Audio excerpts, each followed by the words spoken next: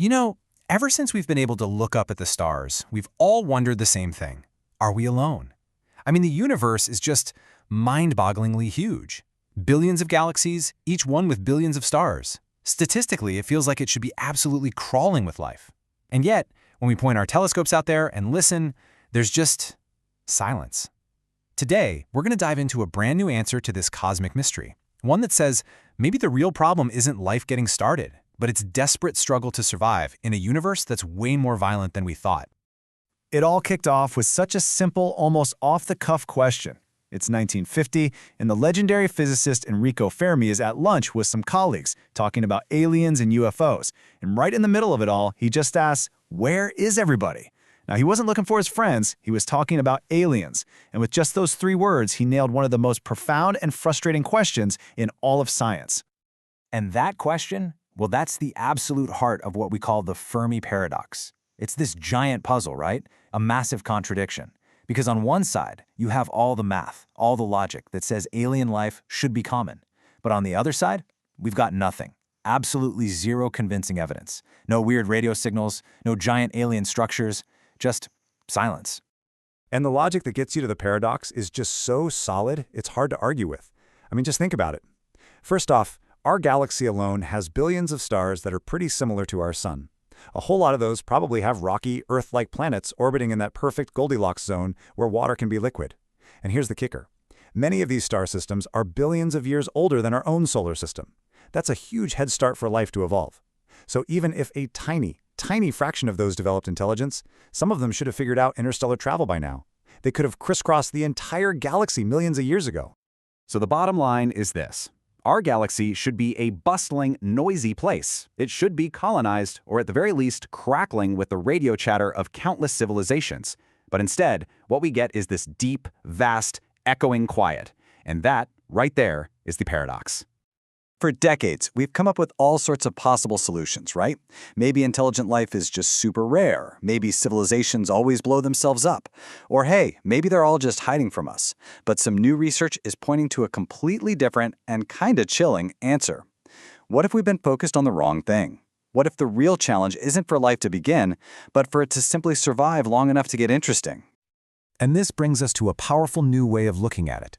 Instead of picturing the universe as this peaceful, nurturing cradle for life, imagine it's more like a cosmic shooting gallery, a place where planets sterilize and catastrophes are happening all the time, and just making it through is the exception, not the rule. So what are the bullets in this cosmic shooting gallery? Well, we're talking about the most violent events the universe can cook up. You've got supernova, the massive, explosive deaths of giant stars. Then you have gamma-ray bursts, or GRBs, which are the most powerful explosions we know of. They can blast huge regions of a galaxy with deadly radiation. And finally, you've got active galactic nuclei, which is when the supermassive black hole at a galaxy center goes on a feeding frenzy and unleashes these unbelievable torrents of energy. Okay, and this is where the new research gets really fascinating. Scientists actually calculated how much of the universe has been zapped by one of these things recently. And by recently, I mean in the last 260 million years or so, which is just a blink of an eye in cosmic time. Supernovae fried almost 5% of all the stars. But look at the real monster here, gamma-ray bursts. They hit a whopping 14% of all stars in that same period. It turns out they are, by far, the biggest killer out there. So you add all of that up, and you get this number, 18%. Think about that. Nearly 1/5 of all the stars in the universe have been inside the blast zone of a potentially life-ending catastrophe in what is, geologically speaking, an instant.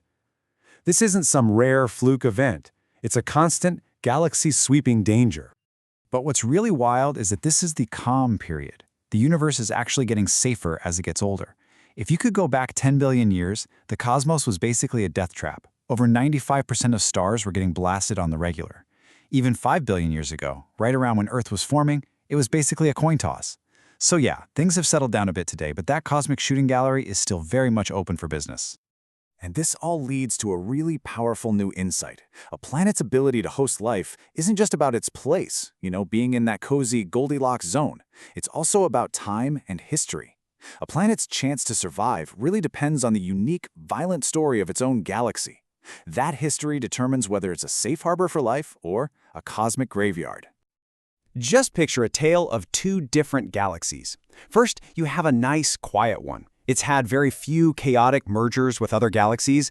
It just has this slow, steady rate of star formation.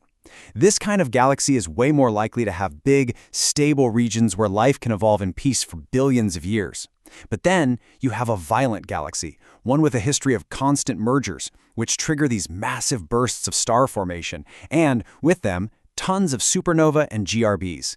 That galaxy is constantly hitting the cosmic reset button with deadly radiation, making it almost impossible for complex life to ever get a foothold. And this, right here, could be our answer to the Fermi Paradox. You might have heard of the Great Filter, this idea that there's some massive hurdle that's incredibly hard for life to get past. Well, what if this constant cosmic bombardment is the Great Filter? Maybe life pops up all the time, all over the universe, but it almost never survives long enough to build spaceships and send out signals because its home is in an active cosmic shooting gallery. This just completely reframes the whole mystery, doesn't it? It leaves us with this incredible, awe-inspiring final thought. Maybe the great silence of the universe isn't a sign that we're profoundly alone. Maybe it's a sign that we are the profoundly lucky survivors. So the real mystery, the real question, might not be where is everybody else, but rather, how in the world are we still here to even ask the question?